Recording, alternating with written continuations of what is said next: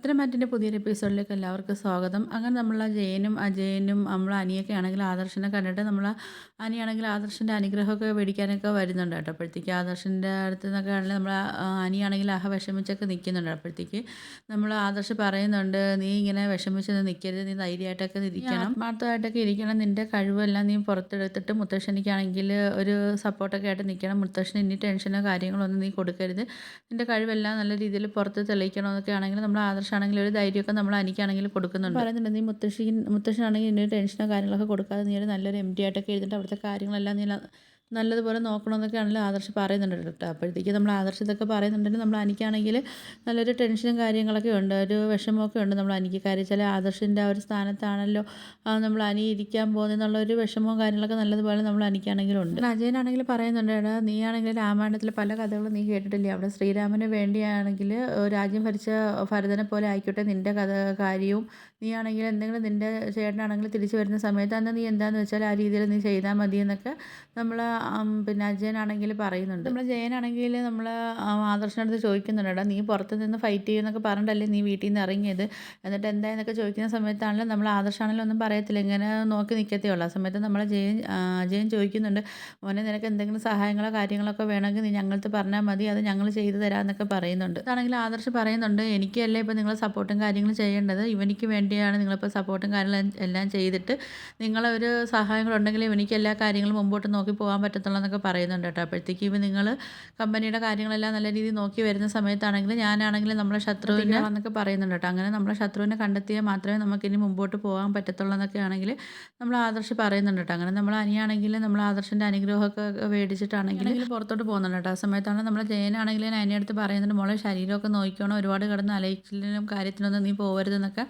പറഞ്ഞിട്ടാണല്ലോ അവരാണെങ്കിൽ പുറത്തോട്ട് പോകുന്നുണ്ട് കേട്ടോ. ആ സമയത്താണ് നമ്മൾ നയനയാണെങ്കിൽ ആദർശിൻ്റെ അടുത്ത് പറയുന്നുണ്ട്, ആദർശേട്ടാ നമുക്കൊന്ന് അമ്പലത്തിൽ പോകണം, എനിക്ക് വേണ്ടി ഒന്ന് പ്രാർത്ഥിക്കണമെന്നൊക്കെ പറയുന്നുണ്ട്. നയന പറയുന്നുണ്ട്, ഞാനാണെങ്കിൽ പൂജാ റൂമിൽ കയറിയാണെങ്കിൽ പ്രാർത്ഥിച്ചിട്ടുണ്ടായിരുന്നു, പക്ഷേ എന്തായാലും അവനിക്ക് വേണ്ടി അമ്പലത്തിലൊന്ന് പോയി ഒന്ന് നല്ലപോലെ പ്രാർത്ഥിക്കണമെന്നൊക്കെ പറയുന്നുണ്ട് കേട്ടോ. അവനാ നല്ല MD സ്ഥാനത്ത് നല്ല രീതിയിലൊക്കെ ഇരിക്കാനൊക്കെ കഴിയാൻ വേണ്ടി നല്ലപോലെ പ്രാർത്ഥിക്കണമെന്നൊക്കെ പറയുന്ന സമയത്താണെങ്കിൽ ആദർശ് പറയുന്നുണ്ട്, ശരിയെന്ന് ആയിക്കോട്ടെ എന്നൊക്കെ പറയുന്നുണ്ട്. അങ്ങനെ ഇപ്പോൾ എല്ലാവരും കുറച്ചൊക്കെ സന്തോഷത്തിലൊക്കെയാണ്. നമ്മൾ അനിയാണെങ്കിൽ ആ MD സ്ഥാനത്തിലേക്ക് പോകുന്നതുകൊണ്ട് എല്ലാവർക്കും ഒരു സന്തോഷമൊക്കെ ഉണ്ട്. ആദർശ് പറയുന്നുണ്ട്, എന്തെങ്കിലും ഞാനാണെങ്കിൽ അവിടെ തിരിച്ചെത്തുന്ന സമയത്താണെങ്കിൽ അവനും കൂടെ ഉണ്ടെങ്കിൽ എനിക്കൊരു സഹായമാവും എന്നൊക്കെ പറയുന്നുണ്ട് കേട്ടോ. വെറും 6 ബ്രാഞ്ച് മാത്രം നോക്കി നടന്ന അനിയാണ് ഇപ്പോൾ ഒരു കമ്പനി ഫുള്ളായിട്ട് നോക്കി നടത്താൻ പോകുന്നതെന്നൊക്കെ നമ്മൾ ആദർശ് പറയുന്നുണ്ട്. എന്തായാലും കമ്പനി നോക്കി എടുക്കുന്നത് കുറച്ച് റിസ്ക്കുള്ള കാര്യമാണ്, പക്ഷേ എന്തായാലും അവനവിടെ വിജയിക്കുമെന്നൊക്കെ എനിക്ക് ഉറപ്പുണ്ടെന്നൊക്കെ പറയുന്നത്. അങ്ങനെ നമ്മൾ അനിയാണെങ്കിലും ജയനും അജയനൊക്കെ ആണെങ്കിലും നേരെ മോർത്തീസ് ജ്വല്ലറിയുടെ മെയിൻ ബ്രാഞ്ചിലേക്ക് അവർ എത്തുന്നുണ്ട് കേട്ടോ. അവർ നമ്മൾ MDയുടെ ക്യാബിനിലൊക്കെ കയറുന്നുണ്ട് കേട്ടോ. കയറുന്ന സമയത്താണ് നമ്മൾ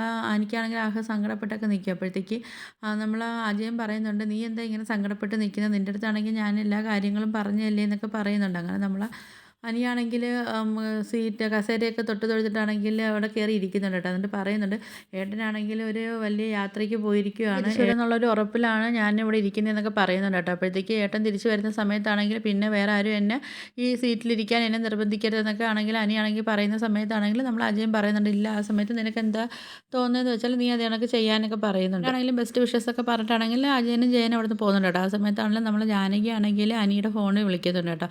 അപ്പോൾ ഈ കോള് കാണുന്ന സമയത്താണെങ്കിൽ എനിക്കാണെങ്കിൽ ദേഷ്യം വരുന്നുണ്ട്. അപ്പോഴത്തേക്ക് അനിയാണെങ്കിൽ കുറച്ച് ദേഷ്യത്തോടെയൊക്കെയാണ് ഫോൺ എടുത്തിട്ട്, അമ്മ എന്തിനാ ഇപ്പോൾ എന്നെ വിളിച്ചതെന്നൊക്കെ ചോദിക്കുമ്പോഴത്തേക്കാണെങ്കിൽ ജാനകി പറയുന്നുണ്ട്, മോനെ നീ ആ കസേരയിൽ ഇരിക്കുന്ന കാണാൻ എനിക്കാണെങ്കിൽ ഭയങ്കര ആഗ്രഹം, എനിക്കാണെങ്കിൽ അന്ന് നീ ആ MD കസേരയിൽ ഇരിക്കുന്നതെന്ന് കണ്ണ് നിറച്ച് കാണണമെന്ന് പറയുന്ന സമയത്താണെങ്കിൽ അനി പറയുന്നുണ്ട്, അന്ന് അമ്മയാണെങ്കിൽ കണ്ണ് നിറച്ച് കാണുമെന്നൊക്കെ പറയുന്നുണ്ട്. സമയത്ത് നമ്മൾ അനി പറയുന്നുണ്ട്, എനിക്കാണെങ്കിൽ ഇവിടെ ഇരുന്നിട്ടാണെങ്കിൽ ഇരിക്കപ്പുറത്ത് വരുന്നില്ല എന്നൊക്കെ പറയുന്നുണ്ട് കേട്ടോ. ആ സമയത്ത് നമ്മൾ ജാനകി ഇങ്ങനെ ഫോൺ സംസാരിക്കുന്ന സമയത്താണ് നമ്മൾ ജലജയാണെങ്കിൽ അങ്ങോട്ട് വരുന്നുണ്ട് കേട്ടോ. അപ്പോഴത്തേക്ക് ജലജയെടുത്താണെങ്കിൽ നമ്മൾ ജാനകി പറയുന്നുണ്ട്, കണ്ടോ ജലജ, കണ്ടോ അനിയാണെങ്കിൽ MD കസേര ഇരിക്കുന്ന കണ്ടോ എന്നൊക്കെ പറയുന്നുണ്ട്. അങ്ങനെ നമ്മൾ പിന്നെ ജലജയാണെങ്കിലും ഇങ്ങനെ ഫോൺ പിടിച്ചൊക്കെ വെച്ചൊക്കെ നോക്കുന്ന സമയത്താണെങ്കിലും നമ്മൾ ജലജയെ കൊണ്ട് വന്നപ്പോഴത്തേക്ക് അനിക്കാണെങ്കിൽ ഒട്ടും ഇഷ്ടപ്പെടുന്നില്ല.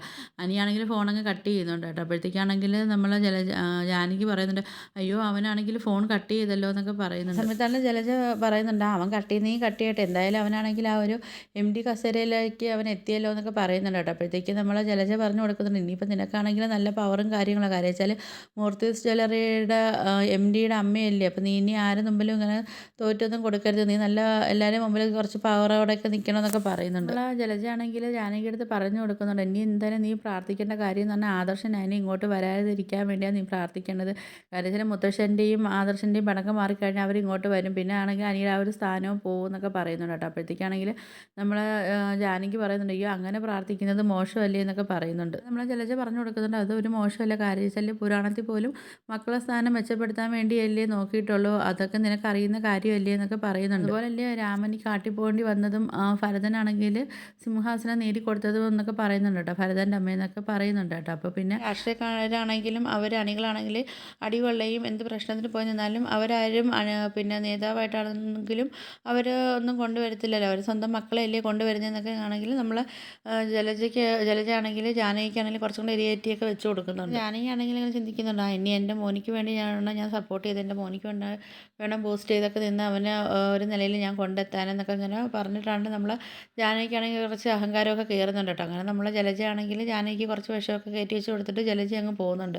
അപ്പോൾ ജലജയാണെങ്കിൽ ഇങ്ങനെ ചിന്തിക്കുന്നുണ്ട്, മനസ്സിൽ പറയുന്നുണ്ട്, എന്തായാലും ഇവളുടെ തലയ്ക്കാണെങ്കിൽ അഹങ്കാരം കയറിയാൽ താഴെ ഇരിക്കുന്നവളുമായിട്ട് പ്രശ്നങ്ങളും കാര്യങ്ങളും ഉണ്ടാക്കിയിട്ടാണെങ്കിൽ രണ്ടും കണ്ട് അടികൂടിയൊക്കെ പിരിയണമെന്നൊക്കെ പറയുന്നുണ്ട്. അതാണ് എൻ്റെ ആഗ്രഹം എന്നൊക്കെ പറഞ്ഞിട്ട് ജലജ അങ്ങ് ചിരിച്ചിട്ടൊക്കെ പോകുന്നുണ്ട്. ഞാൻ കാണിക്കുന്നത് നമ്മളെ നവ്യ കേട്ടോ. അപ്പോൾ നവ്യക്കാണെങ്കിലും നമ്മൾ അനിയാണെങ്കിലും MD സ്ഥാനത്ത് ഇരുന്ന് ഒട്ടും ഇഷ്ടപ്പെടുന്നില്ല. അപ്പം നമ്മൾ നവ്യാണെങ്കിൽ ആ ഒരു ഫോട്ടോ കിട്ടിയതും കൊണ്ട് നേരെ നമ്മൾ അബിയുടെ അടുത്തോട്ട് വരുന്നുണ്ട് കേട്ടോ. എന്നിട്ട് കാണിച്ചിട്ട് പറയുന്നുണ്ട്, കുറച്ച് നാൾ തന്നെ ഒരു അധികാരം കിട്ടിയപ്പോഴത്തേക്ക് നിന്നെയാണെങ്കിൽ അവിടെ നിന്ന് പുറത്താക്കിയവനാണെന്നൊക്കെ പറയുന്നുണ്ട്. എന്നേക്കുമായിട്ടാണെങ്കിലും മൂർത്തീസ് ജ്വല്ലറി ഓഫ് കമ്പനിയുടെ MD ആയിട്ട് ഇപ്പോൾ അവനാണെങ്കിൽ സ്ഥാനം ഏറ്റെടുത്തിട്ടുണ്ടെന്നൊക്കെ പറയുന്നുണ്ട് കേട്ടോ. ഈ വീട്ടിലെ ഏറ്റവും വലിയ ചതിയൻ അവനാണെന്നൊക്കെ നമ്മൾ നവ്യാണെങ്കിൽ അബിയെടുത്ത് പറയുന്നുണ്ട്. അപ്പോഴത്തേക്ക് അബി പറയുന്നുണ്ട്, അത് നീ പറഞ്ഞത് ശരിയാണ്, അവൻ ഈ വീട്ടിൽ നിന്ന് അവൻ ആഗ്രഹിച്ചതെല്ലാം അവൻ നേടിയെടുത്തെന്നൊക്കെ പറയുന്നുണ്ട്. അനാമിക ഈ വീട്ടിൽ നിന്ന് പുറത്താക്കണമെന്ന് അവൻ ആഗ്രഹിച്ചു, അവനത് ഈസിയായിട്ട് അത് സാധിച്ചെടുത്തെന്നൊക്കെ പറയുന്നുണ്ട്. ഇനിയിപ്പോൾ ഡിവോഴ്സാണ്, അതും ഒരു കുഴപ്പമില്ലാതെ ഈസിയായിട്ട് അത് അവന് സാധിച്ചെടുക്കുമെന്നൊക്കെ പറയുന്നുണ്ട്. ഡിവോഴ്സും കൂടെ കിട്ടിക്കഴിഞ്ഞാലാണെങ്കിൽ അവനാണെങ്കിൽ അത് നന്ദുവിനെ ആണെങ്കിൽ ഇങ്ങോട്ട് ഈസിയായിട്ട് അവന് വിവാഹം കഴിച്ച് കൊണ്ടുവരുമെന്നൊക്കെ പറയുന്നുണ്ട് കേട്ടോ. അപ്പോഴത്തേക്കാണെങ്കിൽ നവ്യ പറയുന്നുണ്ട്, അതെന്തായാലും ഞാൻ ജീവിച്ചിരിക്കുമ്പോഴത്തേക്ക്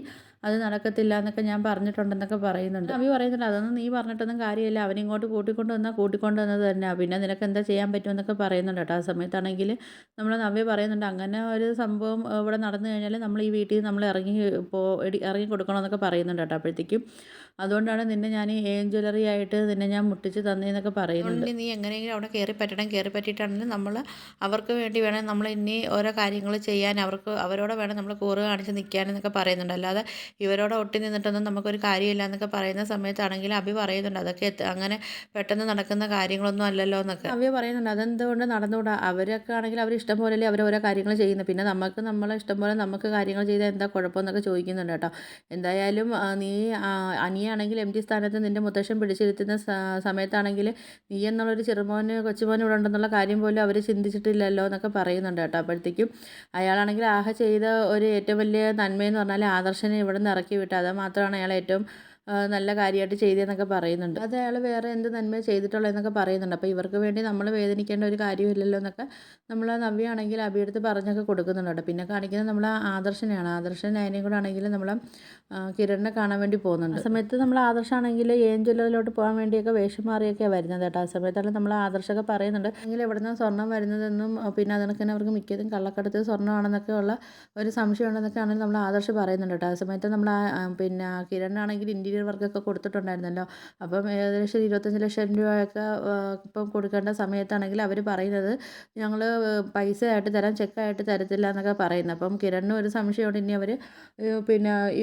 ബ്ലാക്ക് മണി വൈറ്റാക്കി എടുക്കാനുള്ള ഒരു തീരുമാനമാണോ എന്നൊക്കെ ഒരു ഡൗട്ടും ഒക്കെ നമ്മളെ കിരണിനൊക്കെ തോന്നുന്നു. പക്ഷെ പറയുന്നുണ്ട്, അവരെന്ത് തന്നാലും നീ അത് വാങ്ങിച്ചെടുക്കാനൊക്കെ ശ്രമിക്കണം, കാര്യം വെച്ചാൽ അതിൽ നിന്നൊക്കെ നമുക്ക് എന്തായാലും കുറച്ച് തെളിവും കാര്യങ്ങളൊക്കെ നമുക്ക് കിട്ടാൻ ചാൻസ് ഉണ്ടെന്നൊക്കെ പറയുന്നുണ്ട്. എന്നിട്ട് ആദർശ് പറയുന്നുണ്ട്, എന്തായാലും ഇന്നും കൂടെ ഞാൻ എന്തായാലും അങ്ങോട്ടൊന്ന് പോയിട്ട് കുറച്ച് ഡീലും കാര്യങ്ങളൊക്കെ സംസാരിച്ചിട്ടൊക്കെ വരട്ടെ, അപ്പോഴത്തേക്കും അയാളെ വായിന്ന് എന്തെങ്കിലുമൊക്കെ നമുക്ക് തെളിവായിട്ട് കിട്ടുമെന്നൊക്കെ നോക്കാമെന്നൊക്കെ പറയുന്നുണ്ട്. നമ്മൾ പിന്നെ ആദർശാണെങ്കിൽ കിരണിൻ്റെ അടുത്ത് പറയുന്നുണ്ട്, ഞാൻ അന്ന് അവിടെ ചെല്ലുന്ന സമയത്താണെങ്കിൽ അവിടെ നമ്മൾ നവ്യയും അഭിയേയും കണ്ടായിരുന്നു, ഇനി അവന് വീട്ടിലറിയാതെ കാരണം ഇനി അവൻ AM ജ്വല്ലറിയിൽ ജോയിൻ ചെയ്തോന്ന് അറിയത്തില്ല, എന്തായാലും വീട്ടുകാരറിയാൻ എന്തായാലും അവൻ ആ ഒരു കാര്യം അവൾ ചെയ്യത്തില്ല എന്നൊക്കെ പറയുന്നുണ്ട് കേട്ടോ. എന്തായാലും ഇന്നും ഞാൻ പോകുമ്പം അങ്ങനെയുള്ള എന്തെങ്കിലും കാര്യങ്ങളൊക്കെ കിട്ടുമെന്നൊക്കെ നോക്കട്ടെ എന്നൊക്കെ പറയുന്നുണ്ട്. സമയത്താണെങ്കിലും നമ്മൾ നയനാണെങ്കിൽ പറയുന്നുണ്ട് ചേച്ചിയുടെ വിചാരം എന്ന് പറഞ്ഞാൽ ചേച്ചി ഭയങ്കര സുന്ദരിയായതുകൊണ്ടാണ് അവരവിടെ ചേച്ചിയെ മോഡലിംഗ് ആയിട്ട് എടുത്തെന്നൊക്കെ ചേച്ചിയുടെ വിചാരം എന്നൊക്കെ പറയുന്നുണ്ട് കേട്ടോ. അതിൻ്റെ പിന്നിലുള്ള ചതിയും കാര്യങ്ങളൊന്നും ചേച്ചിക്ക് അറിയത്തില്ലല്ലോ എന്നൊക്കെ ഇങ്ങനെ പറയുന്നുണ്ട് കേട്ടോ. ആ സമയത്ത് നമ്മൾ കിരണമാണെങ്കിൽ പറയുന്നുണ്ട് അതല്ലെങ്കിലും അവൾക്കാണെങ്കിൽ ബുദ്ധി വളർച്ചയും കാര്യങ്ങളും ഒന്നും ഇല്ല എന്നൊക്കെ പറയുന്നുണ്ട്. അപ്പം നമ്മൾ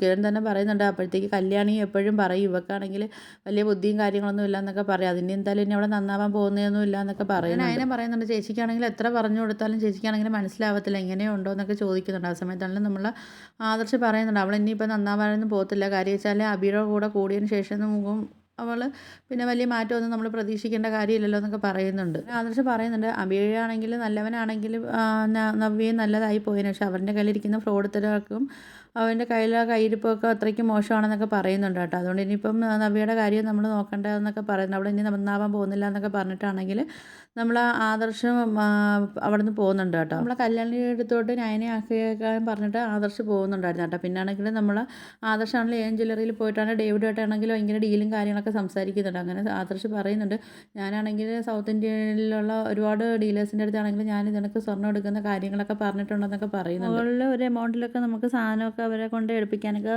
പറഞ്ഞിട്ടുണ്ടെന്ന് പറയുമ്പോഴത്തേക്കാണെങ്കിൽ നമ്മൾ ഡേവിഡ് പറയുന്നുണ്ട് എങ്കിൽ പിന്നെ ഒരു പ്രയോജനം സിങ്ങിനും ഉണ്ടാവും എന്നൊക്കെ പറയുന്നുണ്ട് കേട്ടോ. ആ സമയത്താണെങ്കിൽ ആദർശ് പറയുന്നുണ്ട് അപ്പോഴത്തേക്ക് ഡയമണ്ടും അതുപോലെ പിന്നെ പുതിയ സ്വർണ്ണമൊക്കെ എവിടെ ഇരിക്കുന്നു അതൊക്കെ ഒന്ന് കാണിച്ചു തരാനൊക്കെ പറയുന്നുണ്ട്. ആദർശാണെങ്കിൽ ഡേവിഡ് ആയിട്ട് സ്വർണ്ണമൊക്കെ കാണാൻ വേണ്ടി പോകുന്നുണ്ട് കേട്ടോ. അപ്പോൾ അതൊക്കെ കഴിഞ്ഞിട്ടാണെങ്കിൽ നമ്മൾ ആദർശം കിരണും ആണെങ്കിൽ സേവിയർ എന്ന് പറഞ്ഞ ഒരാളെ കാണാൻ വേണ്ടിയൊക്കെ വരുന്നുണ്ട് കേട്ടോ. എന്നിട്ട് ഇവരുടെ കയ്യിൽ നമ്മൾ ഡേവിഡിൻ്റെ നമ്പറൊക്കെ ഉണ്ടല്ലോ അപ്പോൾ ആ നമ്പർ വെച്ച് ഹാക്ക് ചെയ്യാനൊക്കെ ആണെങ്കിൽ ഇവർ സേവിയറിൻ്റെ അടുത്ത് പറയും. അങ്ങനെ ഇവരാണെങ്കിൽ നമ്മുടെ ഡേവിഡിൻ്റെ നമ്പർ വെച്ച് ട്രാക്ക് ചെയ്യാൻ നോക്കിയിട്ടൊന്നും അത് ഇവർക്ക് കിട്ടുന്നൊന്നുമില്ല. അപ്പോഴത്തേക്കാണെങ്കിൽ സേവിയർ പറയുന്നുണ്ട് എന്തായാലും ഈ ഒരു നമ്പർ വെച്ചിട്ടാണെങ്കിൽ നമുക്ക് ഇയാളെ പിന്നെ ട്രാക്ക് ചെയ്യാൻ പറ്റുന്നില്ല. അപ്പം അങ്ങനെയാണെങ്കിൽ അയാളെക്കുറിച്ചൊന്നും നല്ലതുപോലെ നമുക്ക് അന്വേഷിച്ചിട്ട് അയാളെ പിറകെ നമുക്ക് തന്നെ പോകേണ്ടി വരുമെന്നൊക്കെ സേവിയർ എന്ന് പറയുന്ന ആൾ പറയുന്നത് എന്തായാലും ഡേവിഡിൻ്റെ ഫോണാണെങ്കിൽ ഇങ്ങനെ ചെയ്തു വെച്ചിട്ടുണ്ടെങ്കിൽ ഇതിന് മുകളിൽ ഒരാളുണ്ട് അയാളാണ് കാര്യങ്ങളെല്ലാം തീരുമാനിക്കുന്നതെന്നൊക്കെ പറയുന്നുണ്ട് കേട്ടോ. അപ്പോഴത്തേക്കാണെങ്കിൽ ഇവരാണെങ്കിൽ നമ്മുടെ ഡേവിഡിൻ്റെ ഫോണും അതുപോലെ തന്നെ നമ്മൾ അബിയുടെ ഫോണും ട്രാക്ക് ചെയ്യാൻ പറയുന്നുണ്ട്. അബി ആരെയൊക്കെ വിളിക്കുന്നത് എടുക്കുന്നതെന്നൊക്കെ ഉള്ള